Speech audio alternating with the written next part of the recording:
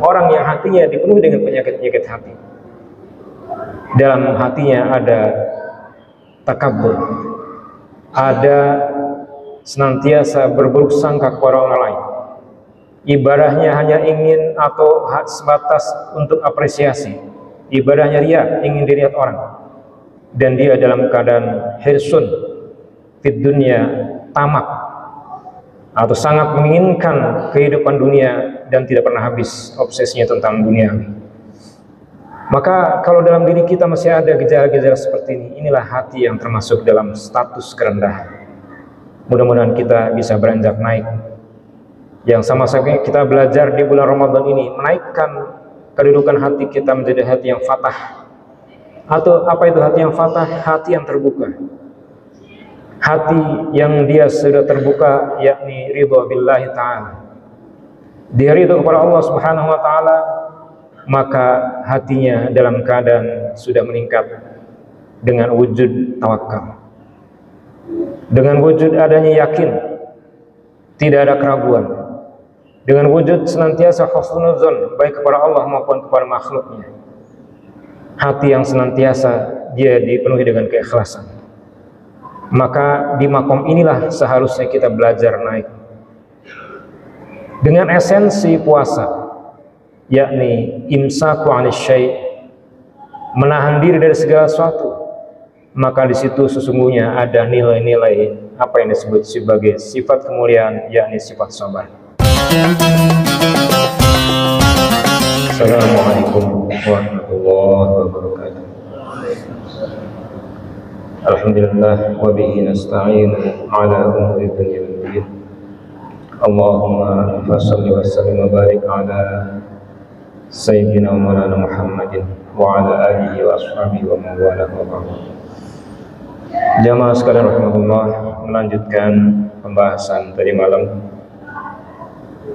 bahwa Ramadan ini adalah juga disebut sebagai syahrut tarbiyah, bulan pendidikan, bulan pembinaan, bulan penggemlengan. Maka Ramadan sebagai momentum terbaik untuk meriset bagaimana kembali kita menengok penghambaan kita kepada Allah Subhanahu wa taala, apakah sudah selaras dengan tuntunan Allah dan Rasulnya atau lebih dominan oleh hawa nafsu. Dan perubahan yang paling besar, paling signifikan ditentukan dengan bagaimana kita menengok kembali kondisi hati kita. Karena hati menurut Imam Ghazali adalah malik, hati adalah raja, sedangkan akal adalah panglima dan seluruh anggota tubuh adalah pasukan atau prajuritnya. Maka baik buruknya amal kita secara zahir ditentukan oleh bagaimana hati kita itu sendiri.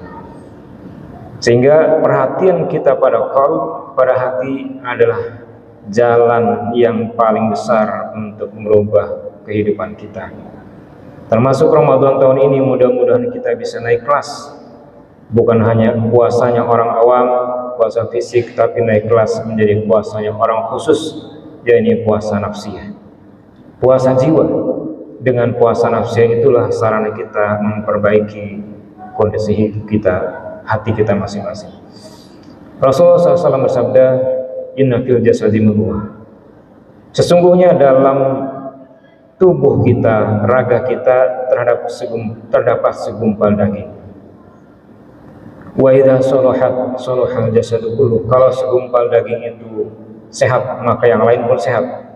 Wa idza fasadat fasadal jasadu kullu, jika segumpal daging itu sakit maka yang lain juga sakit. Kalau di sini dalam biologi secara biologis adalah jantung. Jantunglah yang memompa darah. Dia adalah organ vital yang menentukan hidup atau matinya seseorang, sehat atau sakitnya seseorang, itulah jantung. Dalam makna batin, qalb itu adalah sesuatu yang tempat di mana kita bisa memahami atau juga memahami hakikat kebenaran. Di sana kita bisa ada ma'rifat kepada Allah Subhanahu wa taala. Kemarin sudah dijelaskan bahwa hati senantiasa mengalami dinamika, mengalami fluktuasi, ada hayawiyah, dan kita bisa mengetahui diri kita masing-masing dengan sama-sama mendiagnosa kita dalam kondisi yang mana. Maka Imam Al-Ghazali dalam kitab Minhajul Arifin menjelaskan bahwa ada 4 tingkatan hati seseorang. Yang paling rendah, tentu ini sebagai pelajaran kepada kita, kira-kira kita masuk di kedudukan yang mana. Karena yang mengetahui gejalanya adalah kita masing-masing, untuk mendiagnosa bagaimana kedudukan hati kita. Yang paling rendah disebut sebagai hati yang wakaf, hati yang berhenti, hati yang mati. Insya Allah kalau orang-orang beribadah tidak dalam posisi ini. Kenapa? Mereka orang-orang yang sudah tidak lagi merasakan lezatnya, nikmatnya beribadah, nikmatnya taat. Mereka sudah tidak ada lagi rasa bersalah, rasa pahit ketika berbuat maksiat, dan mereka sudah mencampur adukan yang halal maupun yang haram. Maka yang berikutnya di atasnya adalah hati yang khafat, hati yang masih dalam status kerendahan, status yang rendah, yang jatuh. Bagaimana ciri-cirinya? Hati yang khafat adalah hati yang yakni istighal bi ghairillah, disibukkan dengan selain Allah Subhanahu wa taala. Maka orang yang hati disibukkan dengan selain Allah, dia akan sangat sedikit mengingat Allah. Dia akan berat ketika mendengarkan azan. Dia akan berat ketika mendengarkan kewajiban tentang menunaikan zakat. Dia akan berat ketika ada perintah tentang menuntut ilmu. Dia akan berat ketika ada perintah haji dan seterusnya. Maka orang-orang dalam status ini adalah orang yang hatinya dipenuhi dengan penyakit-penyakit hati. Dalam hatinya ada takabur, ada senantiasa berburuk sangka kepada orang lain. Ibadahnya hanya ingin atau sebatas untuk apresiasi. Ibadahnya ria, ingin dilihat orang. Dan dia dalam keadaan hirsun fid dunya, tamak, atau sangat menginginkan kehidupan dunia dan tidak pernah habis obsesinya tentang dunia. Maka kalau dalam diri kita masih ada gejala-gejala seperti ini, inilah hati yang termasuk dalam status kerendahan. Mudah-mudahan kita bisa beranjak naik. Yang sama-sama kita belajar di bulan Ramadan ini, menaikkan kedudukan hati kita menjadi hati yang fatah. Atau apa itu hati yang fatah? Hati yang terbuka. Hati yang dia sudah terbuka, yakni ridha billahi ta'ala. Dia ridha kepada Allah Subhanahu wa ta'ala, maka hatinya dalam keadaan sudah meningkat dengan wujud tawakal, dengan wujud adanya yakin, tidak ada keraguan, dengan wujud senantiasa husnuzon baik kepada Allah maupun kepada makhluknya. Hati yang senantiasa dia dipenuhi dengan keikhlasan. Maka di makom inilah seharusnya kita belajar naik dengan esensi puasa, yakni imsaku 'anil syai', menahan diri dari segala sesuatu. Maka di situ sesungguhnya ada nilai-nilai apa yang disebut sebagai sifat kemuliaan, yakni sifat sabar. Karena mana sabar adalah tahan, berkorelasi dengan makna esensi puasa, menahan diri atau imsak. Seseorang yang dalam dirinya ada kesabaran, dia diuji untuk bagaimana melaksanakan beratnya ketaatan, bagaimana beratnya meninggalkan kemaksiatan, bagaimana beratnya diuji musibah. Yang musibah tersebut bukan hanya musibah sesuatu yang menyakitkan, bahkan juga musibah berupa kenikmatan. Maka disebutkan as-shaum nisfus sabr. Puasa itu adalah separuh dari keimanan. Ketika sabar dalam diri kita, maka keimanan kita sudah baik. As-sabru nisful iman was-shaum, dan dalam hadis lain disebutkan as-shaum nisfus sabr. Sementara puasa separuhnya adalah tentang kesabaran. Sehingga orang-orang yang dalam hatinya ada kesabaran, puasanya pun selamat. Kalau sabarnya sudah selamat, maka separuh keimanannya juga selamat.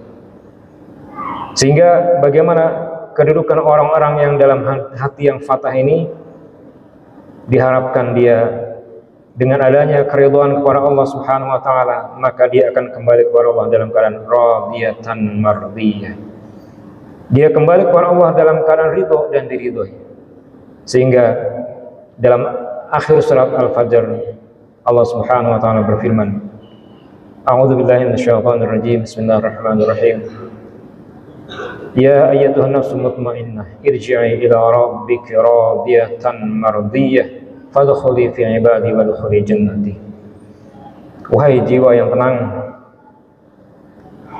ya ayyatuhan an-nafsul mutmainnah, irji'i ila rabbika radiyatan mardiyah. Kembalilah kepada Tuhanmu, berpulanglah kepada Tuhanmu radiyatan mardiyah, dalam keadaan ridho. Engkau ridho kepada Allah dan Allah pun meridhoimu. Maka untuk bisa dalam keadaan ini, udkhulu fi ibadi, jadilah engkau termasuk golongan hamba-hambaku. Maka wadkhuli jannati, masuklah ke dalam surgaku. Yang berat itu adalah bagaimana kita termasuk orang-orang yang termasuk ibad Allah, hamba-hamba Allah, yakni mereka yang dalam keadaan istiqomah dalam ibadahnya.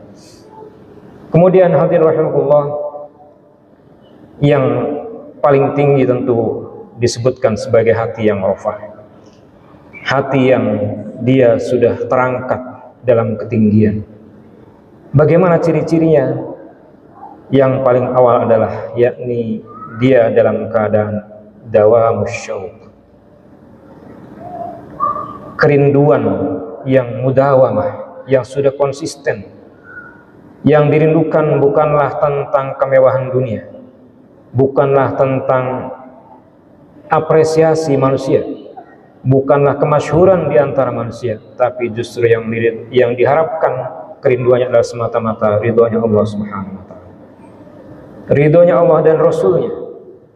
Sehingga Nabi Allah Ibrahim alaihissalam dijelaskan dalam satu riwayat, ketika akan datang ajal, maka malaikat Israel pun datang kepadanya.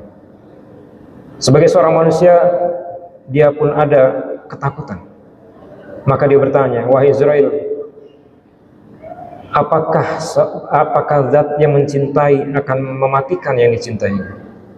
Hal taro khalilan yumitu khalilan, yakni karena beliau digelar sebagai Khalilullah.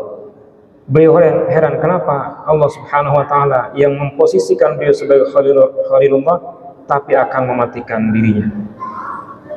Tapi kemudian malaikat Israel naik ke langit memohon petunjuk kepada Allah Subhanahu wa taala. Maka kemudian atas petunjuk Allah Subhanahu wa taala, malaikat Israel mengatakan, tidakkah seorang pecinta menginginkan pertemuan dengan yang dicintainya? Hal muhibban yakrah biliqa'i rabbih. Apakah seorang pecinta justru tidak ingin bertemu dengan yang dicintainya? Maka Nabi Allah Ibrahim berkata, fal'an faqabid, maka sekarang cabutlah nyawamu. Disitulah kemudian disebutkan orang-orang yang dia kerinduannya kepada Allah Subhanahu wa taala, maka dia akan siap kapanpun Allah panggil. Dan kita lihat bahwa usia tidak ada yang tahu, muda ataupun tua, kapanpun kita harus siap. Mudah-mudahan kita termasuk di antara orang-orang yang dalam keadaan dawamus syauq. Kemudian ciri berikutnya dari hati yang rafah adalah dia ada dalam dirinya muwafaqah, senantiasa selaras, harmoni dirinya dengan kehendak Allah Subhanahu wa taala, selaras dengan tuntunan Allah dan Rasulnya. Maka dia akan senantiasa mencari bagaimana Allah menghendaki makhluknya dalam kebaikan-kebaikan. Kemudian ciri ketiga hati yang rafah adalah yakni dia sudah ada tidak dalam dirinya mukhalafah atau pembangkangan atau menyelisihi Allah dan Rasulnya. Tentunya kita mengetahui kehendak Allah dan Rasulnya adalah dengan jalan mengikuti para ulama, karena mereka adalah para pewaris Nabi, dan mengikuti Nabi adalah sebuah tuntunan. Dan kita jalan yang selamat adalah mengikuti para ulama, bukan hanya mengandalkan akal kita, bukan hanya sekedar merenungkan tanpa adanya guru, karena dia khawatirkan ketika tidak ada guru, jatuhnya yang menggurunya adalah syaitan. Naudzubillah subhanahu wa ta'ala. Maka hadirin sekalian rahimakumullah, mudah-mudahan kita di bulan Ramadan ini diberikan kekuatan oleh Allah Subhanahu wa taala untuk bisa memperbaiki ibadah kita, terutama bagaimana kita bisa menyehatkan diri kita masing-masing dari pusatnya, yakni hati. Karena hati itu adalah sumber kebaikan maupun keburukan. Ketika hati baik, maka amal-amal kita menjadi baik. Sebagaimana disebutkan dalam An-Nasha'ih Ibad bahwa az-zahir mir'atul batin. Yang tampak dalam diri kita adalah cermin daripada apa yang ada dalam hati, yang dalam batin. Dan pusatnya adalah sekali lagi di dalam qalbi itu sendiri. Semata-mata kita mengharapkan Allah kepada Allah Subhanahu wa taala membimbing kita. Sebagaimana Rasulullah mengajarkan kepada kita sebagai penutup, mari kita perbanyak sebuah doa, ya muqallibal qulub, tsabbit qalbi ala dinik. Wahai Allah Zat yang maha membolak-balikan hati, sabit qalbi, tetapkanlah hatiku di dalam agamamu. Semoga kita diberikan kekuatan istiqamah. Allahumma anta rabbuna farzuqna istiqamah. Wallahu a'lam bishawab. Assalamualaikum warahmatullahi wabarakatuh.